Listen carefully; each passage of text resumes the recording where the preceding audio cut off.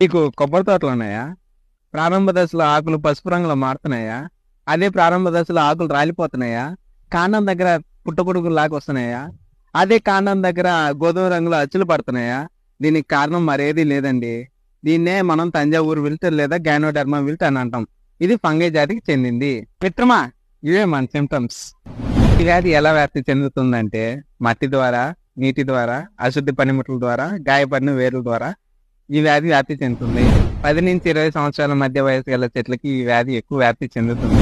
కొన్ని పద్ధతులు: గాయపడిన భాగాలను తొలగించాలి. సూడోమోనాస్, ట్రైకోడర్మా, పిఎస్బి, అగ్రోబాక్టీరియం ఇవన్నీ తల 200 గ్రాములు వేసుకొని దాంతో పాటు 5 కేజీల ఎఫ్ఐఎం, 5 కేజీల వ్యాపిన్ వేసుకొని సంవత్సరానికి ఒక చెట్టుకు ఉపయోగించాలి.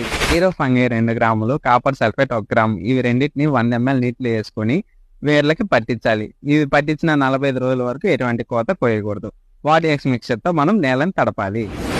ఇటుపక్క కనిపిస్తున్న వస్తువులన్నీ కలిపి 24 గంటల వరకు మనం కుల్లబెట్టాలి. కుల్లబెట్టిన మిశ్రమాన్ని మనం చెట్టుకి నేల భాగం నుంచి 3 అడుగుల వరకు మనం పూసుకోవాలి. ఋతుపవనాల ముందు, ఋతుపవనాల తర్వాత మనం పూసుకోవాలి. వ్యాధి తీవ్రత ఎక్కువైపోయినప్పుడు 45 రోజులకు ఒకసారి 3 సార్లు చొప్పున మనం పూసుకోవాలి. దీని గురించి మరింత సమాచారం తెలుసుకోవాలంటే ఇప్పుడే కమెంట్ చేయండి. డబుల్ రింగ్ పద్ధతిని ఉపయోగించి మనం చెట్లకి నీళ్ళు ఇవ్వాలి. నీళ్ళేరా.